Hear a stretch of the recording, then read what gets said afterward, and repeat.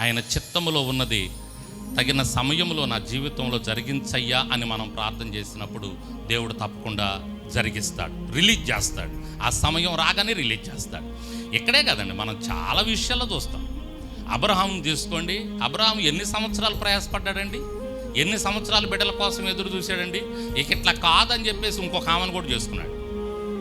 అసలు దేవుని మాట అవ్వటం లేదు, భార్య చెప్పగానే ఇంకొక ఆమెను పెళ్లి చేసుకున్నాడు.